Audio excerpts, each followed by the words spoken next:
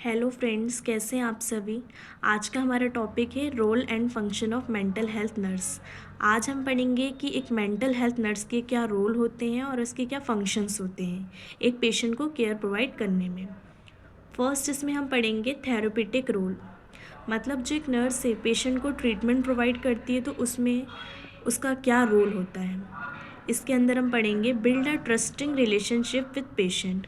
Firstly nurse को patient के साथ में एक ट्रस्टिंग रिलेशनशिप बिल्ड करनी होती है ताकि पेशेंट नर्स के साथ में कंफर्टेबल हो और उसको सारी अपनी प्रॉब्लम्स बता सके जिससे पेशेंट को क्योर होने में हेल्प मिले।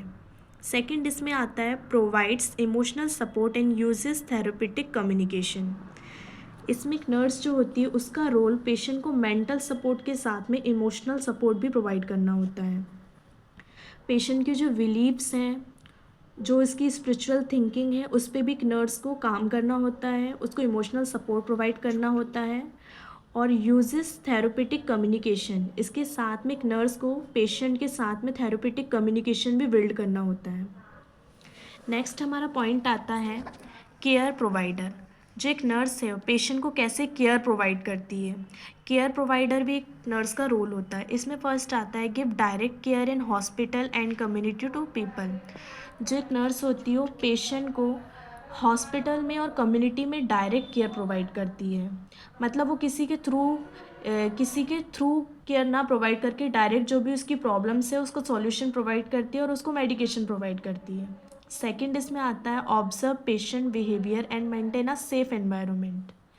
ठीक है, नर्स को पेशेंट को केयर प्रोवाइड करने के साथ साथ उसके बिहेवियर को भी ऑब्जर्व करना होता है, साथ में एक सेफ एनवायरनमेंट पेशेंट को प्रोवाइड करना होता है। थर्ड इसमें आता है एजुकेटर। नर्स एक टीचर भी होती है, एजुकेटर भी होती है, जो कि पेशेंट के साथ में उसकी फैमिली को भी टीच करती है। जो भी न्यू हेल्थ प्रोग्राम्स है उसके बारे में अवेयर करती है, पेशेंट की हेल्थ के बारे में अवेयर करती है।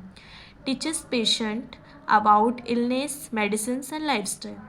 नर्स पेशेंट को टीच करती है उसकी इलनेस के बारे में, मेडिसिन्स के बारे में और उसके लाइफस्टाइल को वो कैसे मेंटेन कर सकता है, कैसे रेगुलेट कर सकता है, उसके बारे में भी एजुकेट करती है।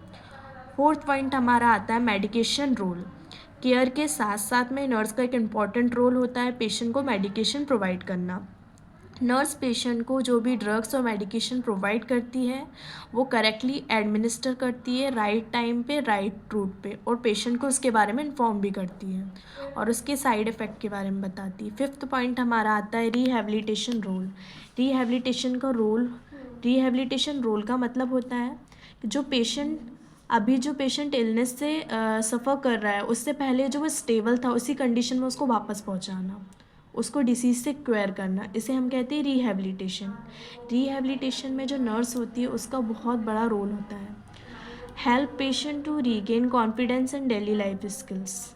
जो नर्स होती है पेशेंट की हेल्प करती है ताकि जो उसका कॉन्फिडेंस है जो इलनेस के कारण खो गया है उसको वापस से वो रीगेन कर सके और अपनी डेली लाइफ स्किल्स जो होती हैं, डेली लाइफ जो एक्टिविटीज़ होती हैं, उसको पेशेंट वापस से रेगुलेट कर सके। सेकंड इसमें आता है encourage participation in social, occupational and recreational activities. और हम जो नर्स होती है पेशेंट को इनकरेज करती है ताकि वो सोशल एक्टिविटीज़ में पार्टिसिपेट कर सकें और जो भी हार्मफुल चीज़ें हैं उसको इग्नोर कर सकें और एक रिक्रिएशनल एक्टिविटीज़ को प्रोड्यूस कर पाए पेशेंट। सिक्स्थ पॉइंट हमारा इसमें आता है एडवोकेट। जो एक नर्स होती है अपने पेशेंट के लिए एडवोकेट होती है, उसको पेशेंट के लिए राइट के लिए बोलना भी पड़ता है, साथ में फैमिली को भी सारी चीज़ें एक्सप्लेन करती है और अदर स्टाफ को भी एक्सप्लेन करती है। इसमें फर्स्ट पॉइंट हमारा आता है protects patient rights, dignity and confidentiality. जो नर्स होती है पेशेंट के राइट्स को प्रोटेक्ट करती है, डिग्निटी मेंटेन करके रखती है और पेशेंट को कॉन्फिडेंस प्रोवाइड करती है। नेक्स्ट इसमें आता है work against stigma and discrimination. जो भी हॉस्पिटल में या कम्युनिटी में कोई भी अगर हार्मफुल एक्टिविटीज़ चलती हैं तो उसके अगेंस्ट भी नर्स का वर्क होता है कि उसके अगेंस्ट भी वो वर्क करें और एक सेफ़ एनवायरनमेंट पेशेंट को प्रोवाइड करें। सेवन्थ पॉइंट हमारा इसमें आता है टीम मेंबर्स। जो नर्स होती है वो अपने कोऑपरेटर्स के साथ में, कोवर्कर्स के साथ में और डॉक्टर्स के साथ में एक टीम बना के काम करती है और सबको साथ में लेकर चलती है। Cooperates with doctors, psychologist and social workers, जो नर्स होती है वो कोऑपरेट करती है डॉक्टर्स के साथ में, साइकोलॉजिस्ट के साथ में एंड सोशल वर्कर्स के साथ में कोऑपरेट करती है और उनके साथ में मिलकर वर्क करती है। 8th पॉइंट होता है हमारा प्रोफेशनल रोल्स। जो नर्सिंग करते हैं उनका प्रोफेशनल डिग्री होती है तो उनका एक प्रोफेशनल रोल भी होता है।